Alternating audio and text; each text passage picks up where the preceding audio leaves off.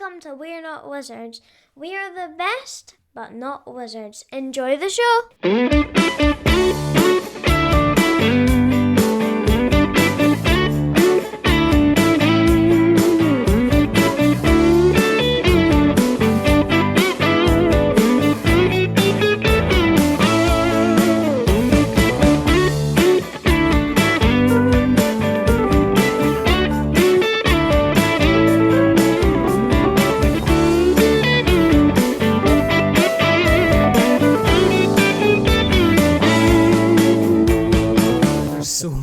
We cannot use them. It's ridiculous. Or we just put it all out and just go. Or just put it all there. just bleep out the names and leave it for people to go. Just like what? I know who that is. Yeah, I know exactly who they're talking about. Yeah. And that's the thing. Luckily, we're in an industry or a hobby space or whatever you want to call it that there aren't too many. So there's not. But I think. Or we're not aware of too many. That's the other few. thing. I still have just like suspicions of. I've got my little kind of radar going.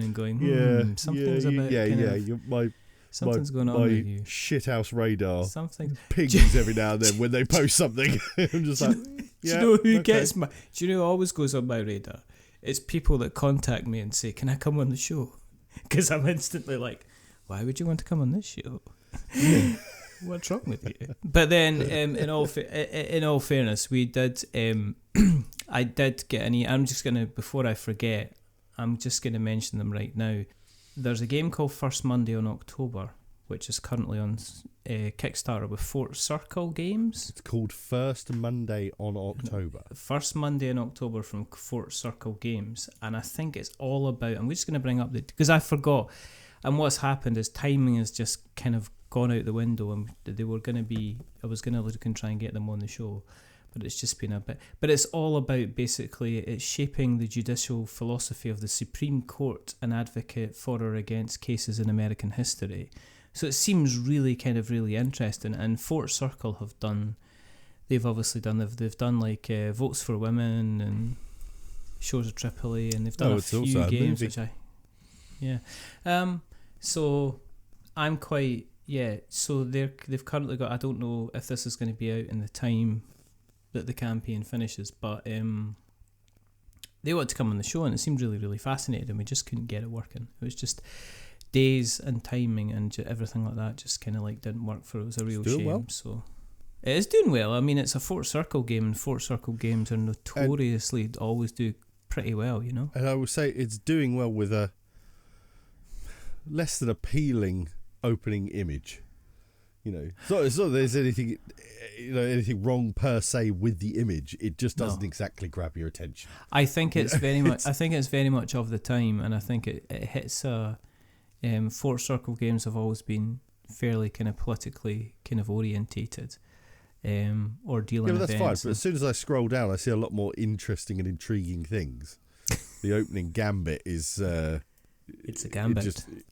It's just a bit like, yeah, what is that? I suppose it does make you at least wonder. Yes, which I guess is it makes you wonder and then makes you potentially kind of scroll down. But anyway, so that's on. That was on kind of. I don't know when. I'm not sure when this will go out. And if it is out, and if I manage to get it out, then it's got 11 days left. Yeah, so it should. It's got a fair enough time. So by the time pull I your finger out, get my finger out, and actually do some work for a change, then that'll be whinging. I'm not whinging. Look. Woe is me. It's not woe is me. Well, okay, right. So I've got a kidney stone. You are whinging. I'm not whinging. Woe is you. Well, okay. Shall we do the intro then? Well, yeah, okay. Welcome. Welcome to We're Not Wizards. My name's Richard. My name's Luke. Woe is him. What do you woe is me? I've got a kidney stone. You got a kidney stone? Yeah. It's not fun. I mean, that's a bit as far as it goes. You haven't heard it ping off the porcelain yet? I've not heard it ping off the porcelain. It is not. You'll know it's gonna because you'll go, ha! Just before it does. Coughing it'll just come out that little thing and just that nice little scratch on the inside just before it says goodbye. It's like, woof! Because they can give you like a Western spittoon noise. Because they could give you like kind of drugs for it, but obviously the drugs only work so far and reduce pain in only so many places, and they're certainly not going to be reducing pain in there for whatever reason. So, but so they couldn't do that like ultrasound thing then, because I know they do that thing sometimes if they're a certain size, they like sonically smash them up a bit. It's only 3 mils. So then it's 3 mils. Yeah, well, yes, but it's only 3 mils. Yeah, it's only 3 mils. It's still like, and I'm trying to figure out that's about. I'm only 6 foot, but if the door's 5'5". Yeah, and if I'm wearing my spiky, scratchy outfit at the time, then you know what I mean. You're gonna need your paint work Legion done. of Doom shoulder pads. Legion of Doom shoulder pads. One for the kids from the 80s. One for the flipping granddads in the 80s, more like. I mean, tell you what, wow. So that's something. It's kind of like something to look forward to. Do you know what it's like? I think it's probably like seeing a toddler fall very slowly at the bottom of a step and it all goes into slow motion. You know that when they reach the actual bottom, it's going to probably sharp ping a bit and it's going to hurt. And I'm just like, when's it going to happen? And the thing is that they get you on this, they put you on this drug that's meant to loosen everything up. And you get a laxative. It's not that. It's just basically meant to stop you from feeling kind of uncomfortable, because it is. You feel bloody awful when it's kind of working its way down, and you feel. And so they give you one thing, and they say, right, so you got to take this, and what this will do is this will relax all the muscles and stuff like that, and make it easier to pass. And then the second thing is they give you this next thing that says, because what this does is this stops you from feeling sick, because the first medicine that we've given you has got chronic reflux, so you're going to feel really, really ill. And this one is just a general kind of painkiller and stuff like that. And this fourth one, this is basically relaxes something and helps reduce the size of your prostate to help it kind of go to. I'm getting very, very kind of graphical and stuff like that, but you know. All I can say is that... You with your relaxed prostate. All I'm saying, right, is I'm 50 in 2 weeks and I'm ready. You're just ticking all those 50 boxes off. I'm just ready. I Spy 50 book. You know. What are we going to get through the list? What are we going to get done before we turn Magic 50? You know, going to get gout. You know, so so that's been fun. Do you know Do what? Do you drink a lot of orange juice? I've started that's diluting. Juice. Is that squash? Proper. No, it's squash. It's not. I've started drinking squash again. Orange juice. If you drink a lot of orange juice or fruit juices, you're susceptible to gout.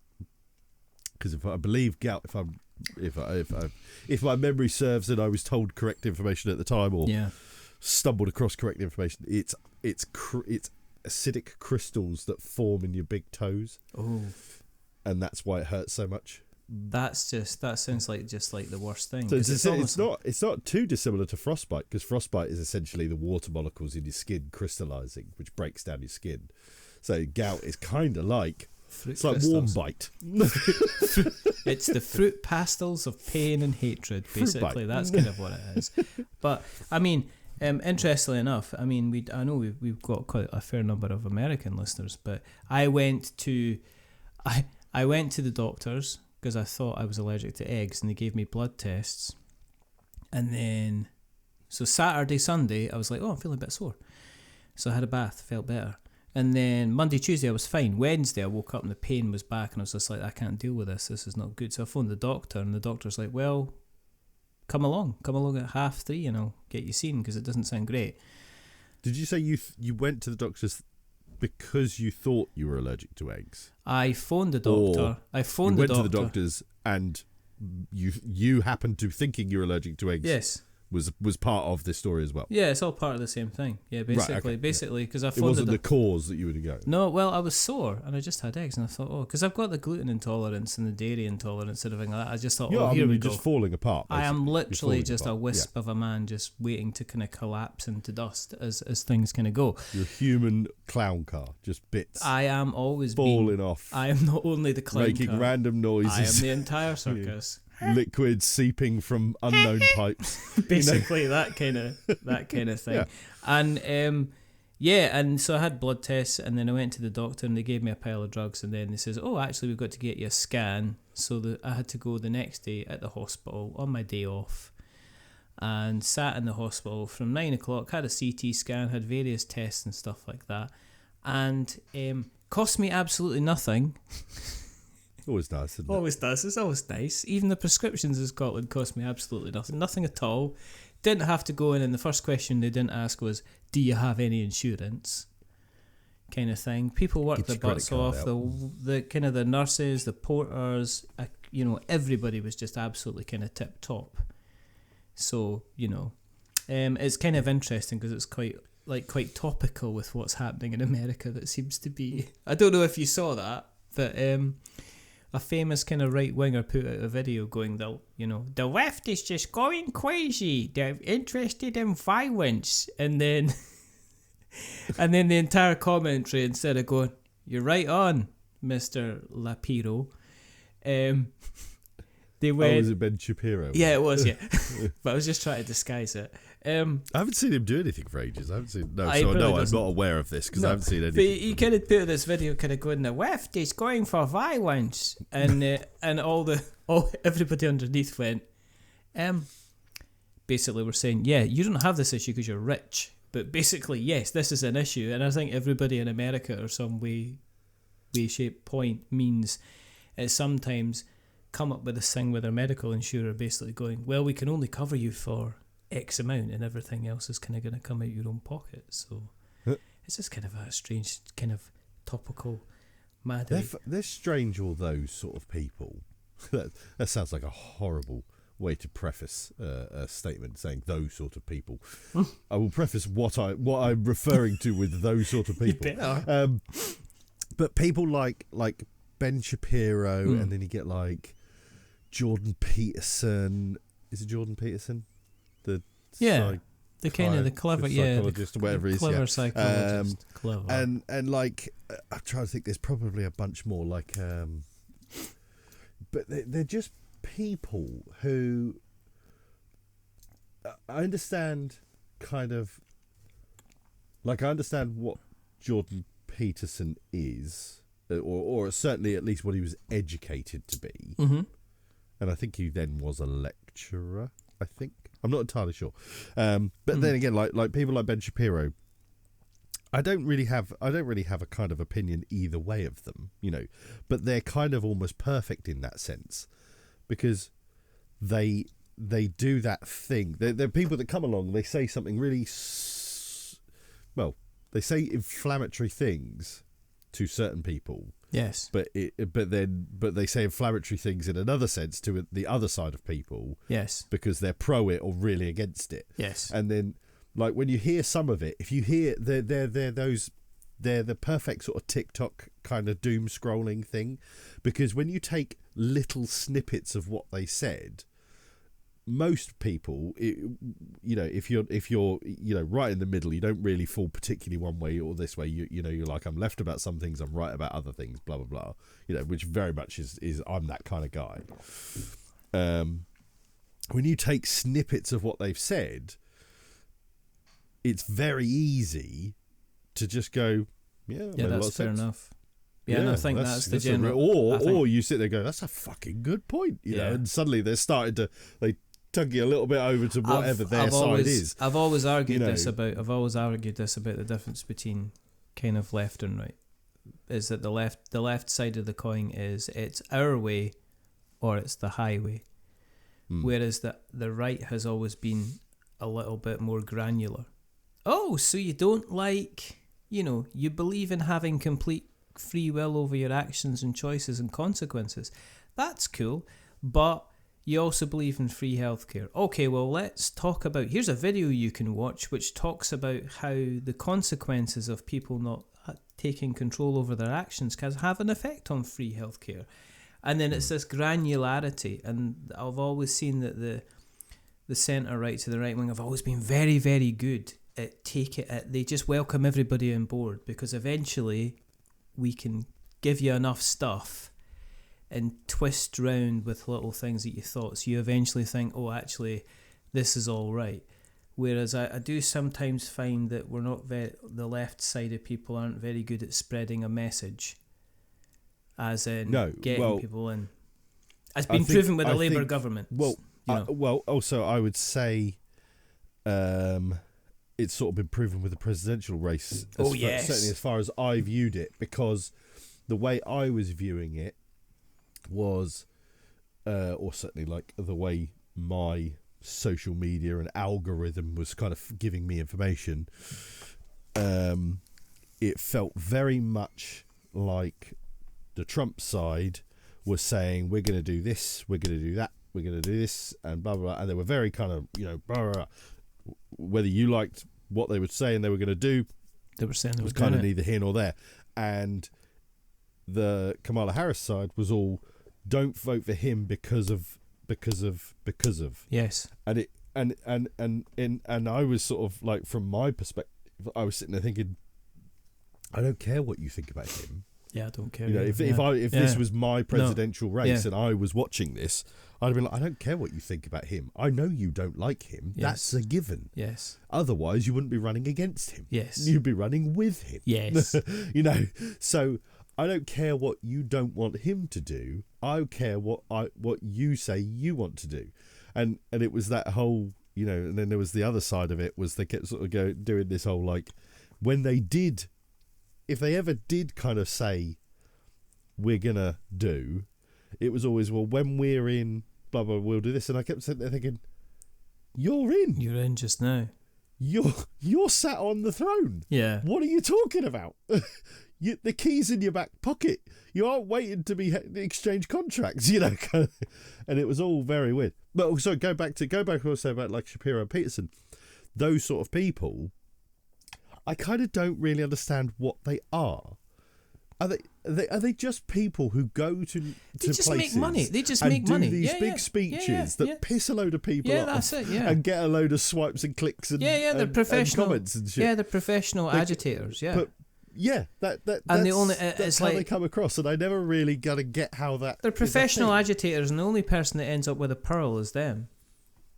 Yeah. It's like nobody else wins out of it. No, nobody else wins, because at the end of the day, I mean, whether they're banging for your side of the drum or they're banging the other side of the drum, nobody wins. No, I mean, nobody. Like, being a fan of these people and being a fan of anybody who's even like the extreme left and following them and stuff like that is never going to make you a better person. It's never going to change your circumstances. It's like the people that kind of go call to bat for Elon Musk. And it's that whole thing. It's like, they it's like your boot. You can say, oh, your boots, sir. And you can go, oh, he's not going to shag you. You can, whatever, it doesn't matter. But they wholeheartedly believe in something, that they are defending somebody who cannot be defended. And at the end of the day, he doesn't care. Musk has got all the money he needs. He's now actually got a seat at the presidential table, which makes him probably the most dangerous man in the world at the moment. I know you could say Putin and stuff like that, but I don't think there's anybody more dangerous that has the ear of a president, and he'll manipulate it to get what he wants. He's about to destroy, like, literally, at least 50 to 70 years of American kind of federal infrastructure. He's about to wipe it out. We'll see what happens. Oh yeah, because he's the efficiency guy, isn't he? Yeah, yes. the Department of, was it Government Efficiency or Doge? Aren't I so funny, doggy? Like, that's like that coin. Aren't I so? I don't know. I know people that absolutely love him. The problem is that you need to have snippets and quick sound bites to educate people, and I see this on the kind of the SNP all the time, and I see this from Labour, and I see this from any kind of person that's representing kind of centre left, is they need slogans, and they don't understand that they're absolutely terrible at getting a point across, because you look at the Tories or any right-wing thing, they have build a wall, make America great again, stop the boats. They have these 3 slogans, and they get Brexit done, and they just allow people to manifest in their head what they think the meaning to that is. Yeah. Whereas you speak to a member of the SNP or a member of Labour or Lib Dems or anything like that, they'll sit down and they'll have a 15-minute conversation about what they're going to do for the country, and nobody gives a fuck. because there's not a slogan and there's not something that they don't care because they don't, because they've listened to other politicians waffle and all they come up with is lies. So unless you've got like a snappy, free Scotland in every packet of Kellogg's cornflakes, they're not interested. And you could run with that and people would embrace it and think it was amazing because it is just a slogan. But you can't go by and go, well, actually, we could use all our other natural resources to... I'm absolutely bored now, I don't want it. Anyway, so it's an interesting time. But kidney stones, I don't know, because at the moment I'm on pain medication, which means I don't even know if it's passed. I don't even know if it's passed. It could have passed. It might not have. You will. I've had a kidney stone. Yeah, so I've had one before 10 years ago. It's like an anniversary. Yeah, you'll know. Anyway, welcome to We're Not Wizards, and thank you for listening to this. Oh, we're recording. Yeah, we are. Oh, yeah, we are. Yeah. I know. Sometimes we remember we're recording. We just kind of blather away. Just a reminder, if you're listening along tonight and you like what you've listened to, then drop us a rating or a review. Share us on the various places. If you see a post from us, like it. Share it, post it, whatever. If people are saying, what podcast should we be listening to in Facebook groups, then give us a shout, give us a mention, give us a tag, because that's always nice. We had our Spotify rap, which was interesting. That was quite cool. It was quite interesting, It was. Yeah, it was nice. There were 20 different countries that were... Very psychedelic scrolling through it. It was very odd. I would have preferred... It was a bit trippy. It was a bit MDMA, LSD, Spotify kind of thing, It was pretty much like somebody had got the access to the settings and they put the brightness all the way up and the gain all the way up and the kind of the colours all the way up and or they put on graphical fidelity mode and the gammas was all the way up and it was just like, okay, and now let's eat the bag of Skittles and then be sick over the screen. It was very nice, but it was also very interesting. But all that we ask, if you like us, then tell somebody else, because that would be really, really nice. The other thing we got to mention, our sponsors and our hopes and dreams, Mox In The Hole. Mox In The Hole is your number one space and place for all of your online needs. Recently, I had the pleasure of getting some flesh and blood from them, and they provided wholeheartedly personal and wonderful service. At a decent price. They nearly bought some bits in their Black Friday stuff. Did you not? I say Black Friday stuff. It's Black December, end of November. Black Vember. It's just got it just all the time. Yeah. I've got it. Yeah, that's. They put Black Friday out with the Easter eggs now. Exactly. Put the same signage. Black Friday chocolate. Buy it now. Black Friday Jesus. Black Good Friday. It's not. It doesn't. It kind of gets a bit dodgy around about that thing. But anyway, yeah. But I also bought some stuff from Kienda as well. They're all right. Oh yeah, I've used Kienda a couple of times. I've got one of their weird mouse mats around here somewhere. They're like. Do you know what Kienda are like? The card reference. Oh, I got that today. Yeah, I got that today. Yeah. Do you know what they're like? I've got like 3 of them. They're like they're kind of like that that show that you started watching on Netflix and you kind of keep forgetting to finish it off. Yeah, because when you start, it was quite weird actually. When Kienda first arrived, loads of people. There was a big thread about it on BGTNC UK. Yeah, because a lot of people said like, "Is this just Zatu?"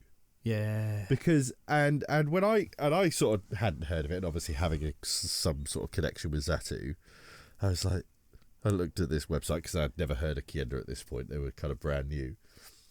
And I looked at it, I was like, well, bugger me, that does kind of give a Zatu vibe. There's definitely it does, yeah. Zatu feel, points and stuff, isn't it? And then I think I looked at, I thought, I'll go to their T's and C's or whatever. And I looked at where their location was. I forget where it was, but it wasn't there. And then I can't remember, there was something that caught my eye, and I went and compared it with Zatu's like T's and C's, and it was identical. Wow. So I was like, I thought I was like I was Inspector Morse and Hercule Poirot's love child at that point. I was going to say more like Jessica Fletcher. I thought I was going to say right onto this, you know. Yeah, I mean, April O'Neil, investigative reporter. I look good in a yellow jumpsuit. I jumpsuit. was going to say, you look absolutely cracking. You've got the junk in the trunk now for that. There is yellow. a reason that sprang to mind. Right, okay. That'll be right. So, yeah, and I was just like, well, and I put it on this thread. I was just like, I don't know. I think there might be something to this, because this is what I found. This is what I found. There's definitely something, you know. Yeah. And I think somebody from Zatu messaged me and was like, I can assure you, it's not us, kind of thing. Yeah. So I assume Kienda, who probably essentially kind of were trying to replicate Zatu's success, probably just went onto their thing and went, they paid a lawyer for that. That'll fucking do. No, Copy paste. It's even better than that. There is some poor bugger at the beginning of like e-commerce when the black monolith was kind of there that sat down and wrote all the terms and conditions, and everybody else just copies and pastes them. I think copies and pastes actually, if you get like Shopify or some e-commerce kind of site, I think the T's and C's are already in there, and you just have to kind of change it around. I know for cookies and stuff like that for our website, I think for the privacy policy and stuff, I just went and I think it was already there, copied and pasted it. So yeah, there's that. Yeah, but have you read it all in full? Nah, I've changed some bits so I can like say, right, okay, we've not got any, So you can data mine. Yeah. If comes after us, then we're covered. Just look at it that way. He ain't coming after everyone. He ain't coming after anybody. He's too busy being grumpy about Skeleton Crew and Star Wars. I'm just waiting for that mini rant. Have you watched it? I haven't. I'm gonna though. I'm loving it because I knew nothing about Skeleton Crew until I think about a month or so beforehand, maybe a little more, where they put the trailer up on. Yeah, I've not even watched Disney that. Plus, and I was just like, oh, what's this? Like I say, hadn't noticed it on a timeline from Disney or anything like that. And I sort of watched this trailer. I was like, this looks interesting. Oh yeah. I told Elliot when he came home, and I was like, watch this, buddy. Look, what do you think? And he was like, God, that looks really cool. Yeah. And it gave this whole kind of Stranger Things, Goonies, kids on bikes in Star Wars world. Yeah. And I think we saw a trailer for it, and Sarah saw it with us, and she was like, oh, Eden might like that. And I was like, you know what, actually maybe we should try and watch it with Eden. So me, Eden and Elliot sat down after school on last Wednesday or Thursday, whatever it was. I think it was Wednesday. Lights out, big TV, nice, and loved every second of it. That'll be brilliant. Fantastic, and I'm really enjoying it. I've seen some weird reviews like saying like, oh, it doesn't feel like Star Wars, and I was like, I think it completely feels like Star Wars. People say like, oh yeah, there's this weird like suburbia bit that they start in, and I was like, those look exactly like a suburban house would look in Star Wars. Exactly. I thought they absolutely nailed it. I think the problem with Star Wars is people want Star Wars to grow up with them. Yeah. And they forget that when Star Wars first came out for them, they were 9 years old.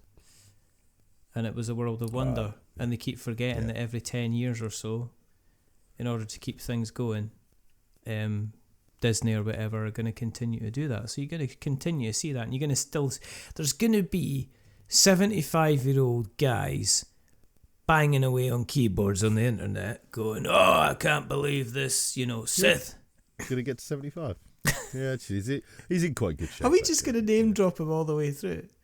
Yeah, might as well. We could just blank him out, can't we? Most people don't know who he is anyway. Shut up. I said when I was out for a drink the other weekend. Sounds like you haven't recovered yet. And one of my mates is famous for go and see a movie, and he will always tell you it's at least an 8 or a 9 out of 10. So we always say if Elliot tells you it's a good movie, chances are it's shit.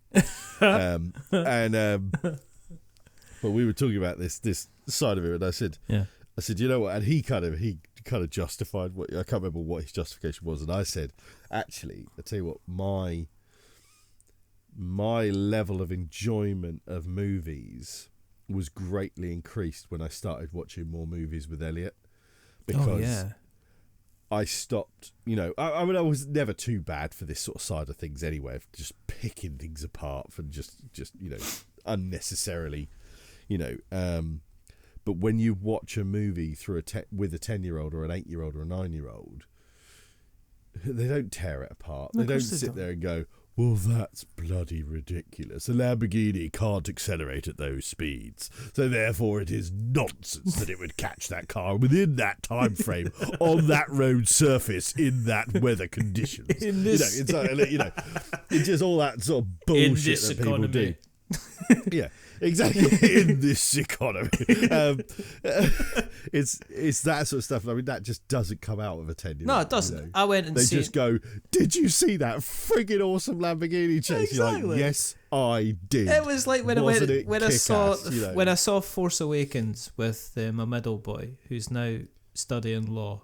I keep doing that. It's like, I don't know why I keep mentioning he's studying law, just in case people forget.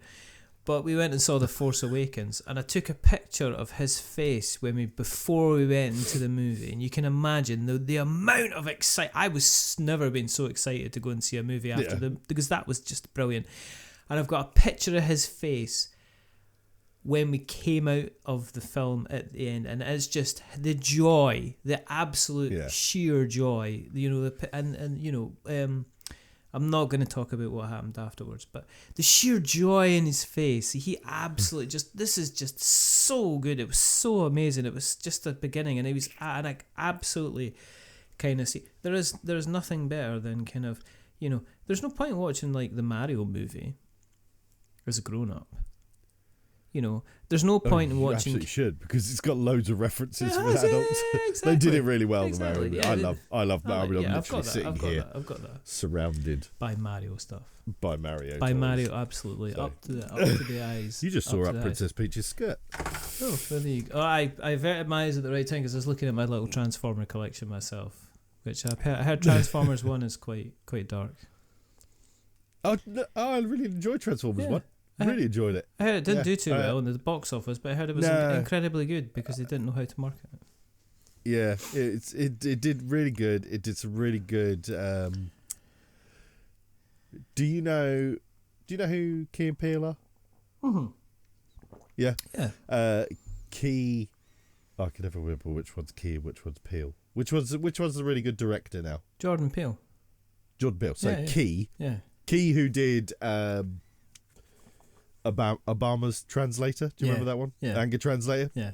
That guy. He's the voice of Bumblebee, I think. Right. Okay. Bumblebee. He's the voice of Bumblebee. And I'm absolutely interested automatically. There's a fabulous bit, and I if you know Key and Peele very well, they're walking through the kind of streets of Cybertron. Thank you. Walking through the streets, and he's sort of like saying hi to people, and there's a point where he goes, "Oh, hey Aaron, how you doing?"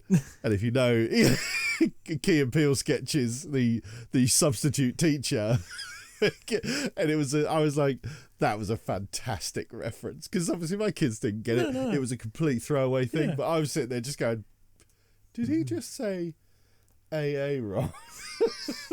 I was like, that's beautiful. And there was just loads and loads of little references like that. It was really good. I really enjoyed it. And my daughter enjoyed it. My wife enjoyed it. My son enjoyed it. I'm going to wait until it comes out. It's a good family movie. I'm going to wait until it comes out. On Paddington in Peru is good, but it's probably the worst of all the Paddington movies. My mind about Paddington... It's still good though. Still very good. My mind about Paddington was completely destroyed because I started watching Black Doves, which is the new Netflix show that's got Keira Knightley. I hate Keira Knightley. Why is it with Keira Knightley and people hating Keira Knightley? I mean, my wife doesn't like Keira Knightley either. She's like, I don't like Keira Knightley. She's got one. I think in Pirates of the Caribbean, I found her such a dislikable character. Just so she's got one of those voices that kind of cuts through you a bit. For me, I was speaking to. She pissed me off in Love Actually.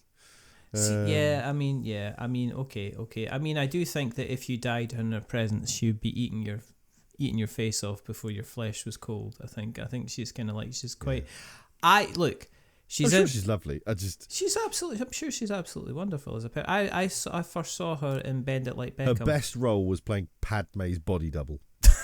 That's absolutely just. Anyway, she's in Black Doves with Sarah Lancashire, and Sarah Lancashire. She's the one that was in Happy Valley. She was the cop in Happy Valley. She was married to Kurt. Did she used to be in like Coronation Street? Yeah, she was in Coronation Street. Fabulous actress. She's a fabulous actress. But in Black Doves, she's got a normal accent. One of those ones who left Corrie at the right time. And soap opera actors and actresses are always considered kind of shit actors and actresses because they're in a soap opera. Yeah. And then I can't remember what it was she did. She did like some psychopathic murderer, one of those kind of shows, and she was a victim or something, and she was just. But she was in unbelievable. Happy Valley. She was in, and she was amazing in this. But she's in Black Doves. But who is also in Black Doves is Ben Whishaw, who's the voice of Paddington. Oh. And so you've kind of got this strange kind of thing where Keira Knightley's being Keira Knightley. And she seems to be playing. I'm not going to spoil it because it's literally quite new but she's playing the character, but she's playing it with this posh voice. And then Ben Whishaw, he plays this kind of hitman character. But he's obviously, for Paddington, he doesn't put on a voice or anything like that. He just talks. No, much is his voice. It's his voice. So if you've seen like the recent Bond films where he plays Q, he's just doing. Doesn't he? Yes. It's the same as normal 007. It's that kind of thing. And now I'm away to have a marmalade sandwich. And it's the same kind of voice. But in Black Doves, he plays like this cold kind of killer, kind of spy hitman type person. But he's got the voice of Paddington. So when he's delivering his lines, when he's talking about like kind of what he's up to, what he's doing, I just can't help but see the kind of the bear in the blue duffel coat. And it's kind of, I don't know if it's this kind of mysterious. Well, do you know what I mean? It's like it's kind of this mysterious kind of casting. With the casting of him, it's so unexpected, the character that he plays. It's like there's another. People compare it to something called Slow Horses, which is apparently Gary. I still haven't watched it. And I'm meaning to watch it. I don't know why I haven't, because Gary Oldman's the greatest actor of all time. He is, but it's on Apple TV, which means I need to pony up another £6 a month. And I've currently got Now TV because I'm watching The Penguin, and I only got that because it's at £3 a month because I got the special deal, which I was like, okay, I'll have this for 6 months and I'll rewatch The Last of Us. Oh, you can watch Day of the Jackal then as well. Yes, that's what I'm going to. Apparently that's very good. Very good. And that's on Again, Now TV. But this is a little bit like the Ben Winchell thing. Yeah. Because you've got Eddie Redmayne being the cold-hearted, perfect assassin. Yes. When he's been Stephen Hawking and a bumbling Harry Potter character who's beautifully endearing. I know. It's just like, actually, yes, I'm a lovely person, but I will shoot you from a mile and a half away through your eyeball. What's your name? It's just, I can't even remember what his character is. Amblebus Drinklywald or something like that. I don't know. I even remember. But anyway, in Fantastic Beasts, he is Newt Scamander. Oh, there you go. But so Ben, this boy in is Paddington. Yeah, it's kind of strange. I think if I'd certainly, having just recently seen Paddington, I think it's going to be hilarious. You got to watch. Oh my goodness, because there's a couple of scenes because he's it's kind of, he comes back to London, and he bumps into basically friends who start telling him about what's happened to his ex-boyfriend, and there's a fairly explicit scene. I'm probably going to cut this little specific bit out because it does spoil it. But there's a sex scene with another man in it. And that kind of takes it to a whole nother level. So you go, oh, okay, Paddington. I didn't realise that must be why you're wearing that wet duffel coat. Actually, there is one sense in which Ben Whishaw being do you say he's a cold-hearted killer in this thing?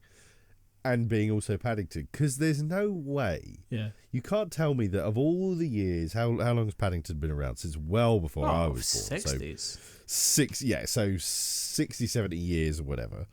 In all of his bumbling nonsense and stupidity and absent-mindedness, there's no way that just off the page or just off camera, somebody didn't die from one of his stupid mistakes. He accidentally pushed a fish tank out of a window and it landed on a 78-year-old who have to collect their pension.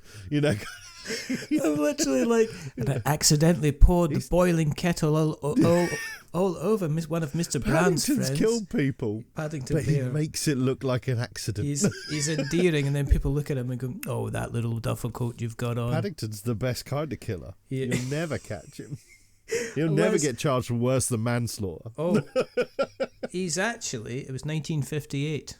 He first appeared, so it was just before the 60s. So there you go. I thought it was probably going to be somewhere around that time. It does make me want to watch Paddington 2, though, which is the best film. Paddington 1 and 2 were so infinitely better than I expected them to be. Yes, Paddington 2 is just... Paddington 2 actually reminds me of... is it one of the Coen? No, it's not. It's one of the Wes Anderson films, The Grand Budapest Hotel. If you watch The Grand Budapest Hotel and then you watch Paddington 2 and they're both based around the prison stuff, right, you'll be absolutely going, oh, they're completely, interchangeable. And I think it's also the first. I think it was I loved Hugh Grant in Paddington 2. The fact he was just like, now, Hugh, what? The scenery, it's edible. So you just chew that. You just go for it. And he just absolutely went for it. I don't think I love modern Hugh Grant. Modern Hugh Grant's brilliant. Well, certainly since when he started playing bad guys and The Gentleman, stuff like that. When he stopped being I mean, Gentleman, he's so good. I mean, so goddamn hilarious. It's just brilliant. Chink chink. All right. A little bit cunty. That doesn't look like my £3 million pounds, does it? That looks like a box. Can I have a steak? So brilliant. What's that smell of wee in here, boys? But also, I really want to see him in that. I can't remember what it's called, but there's like The a Heretic. horror movie that he's. Is it The Heretic? He's meant to be. Not again. Every now and then, I'm not a horror movie. Or I don't know if you class that as a horror movie, but scary movie person, whatever. Yeah. They're not my kind of movies, but every now and then I'll see a trailer for one. I'll be like, oh, there's something about that. It sounds like it's a bit of me. That and that one absolutely is one of those movies. When I see like trailers for like The Nun or The Grudge or stuff like that, I'm like, I don't need that in my life. Thank you. I prefer a good night's sleep. I have on my Amazon bought list is the sequel to, is it the Women in Black? The Women in Black 2. The one that Daniel Radcliffe was in. Daniel Radcliffe was in the first one, and for some reason, again, that was one I never watched. It was fine. It was fine. It was fine. But we watched it. My wife's like, "Oh, this will be fun. Let's watch this before we go to bed." I didn't sleep. And then she's like, "Do you know what'd be funny if we should watch the sequel?" And we didn't only watch the sequel; we couldn't get the sequel, so we had to obviously buy it. So I now have bought. I have contributed to what is possibly one of the worst jumpy, scary kind of films I've ever seen. It's just not. It's not a good film. It's not. I don't mind a good jump scare. That's great. That's fine. Yes. But I don't care about a movie that doesn't have a decent story to justify them. And every now and then, I'll see a trailer where I'll be like, "Oh, that looks like it will be sufficiently scary, or at least I hope it will, because that's what it's trying to do." But also intrigue me with a decent story at the same time. And the Heretic one, I think Hugh Grant playing that kind of thing, that was probably what kind of really grabbed my attention.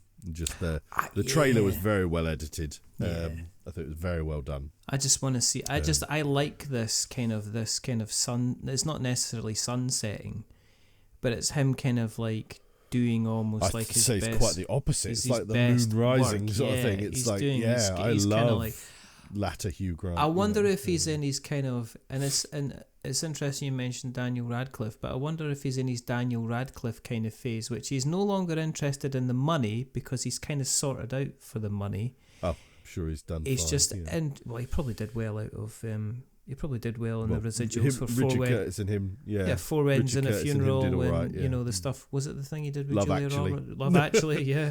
He plays the Prime Minister in Love Actually, yeah. Exactly. So he's probably been eating sweet up easy street for a little while. But I think he's in that same with Daniel Radcliffe kind of thing, where if he gets sent a script that he likes, isn't he? He's in the one with Julia Roberts as well, isn't he? Yeah, that's what I say. Yeah. I can't remember what it's called. Notting Hill. There you go. Hill. Can't remember. Don't care for the film. I mean, don't get me wrong. I love those movies because Richard Curtis is a genius. Yeah, you know. yeah. And I love they're so British. Yeah. Full of beautiful British Yes, humour, they and are. great British characters and stuff like that. You know, Rhys Ifans in Notting Hill is just his bumbling Welsh housemate. Just he saw my prick too.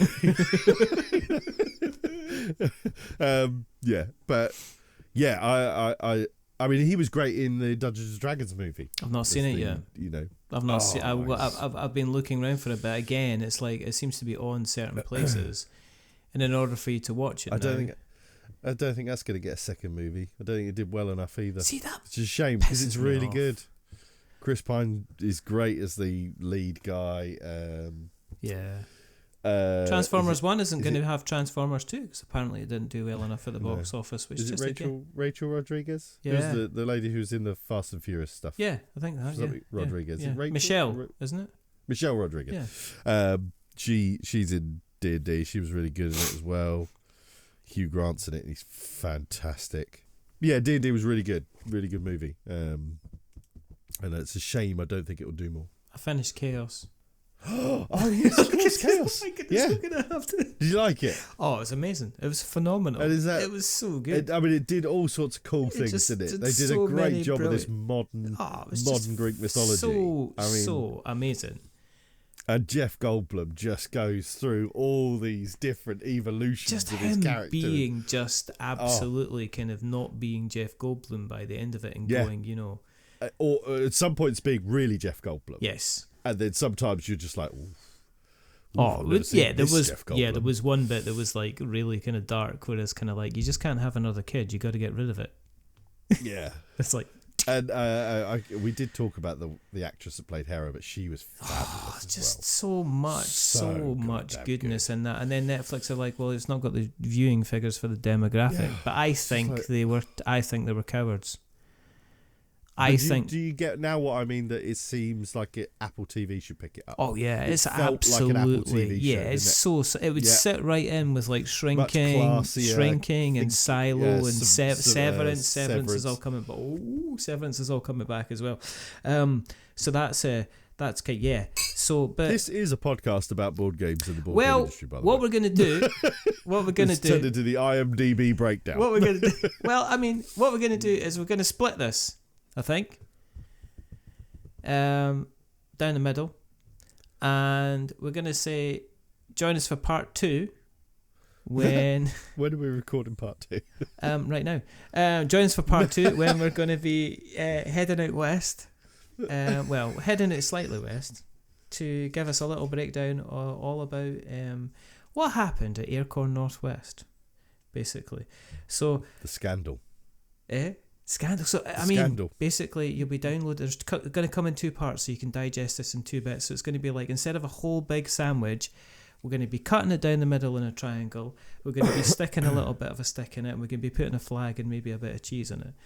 But right back after, I'm going to say after these messages, but no wants to sponsor this.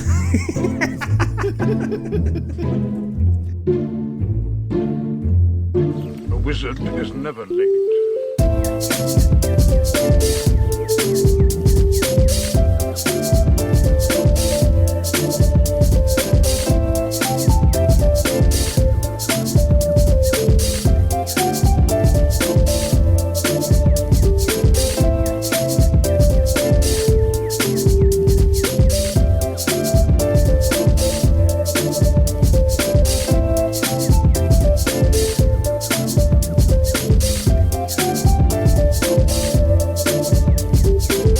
Nor is he early. He arrives precisely when he means to.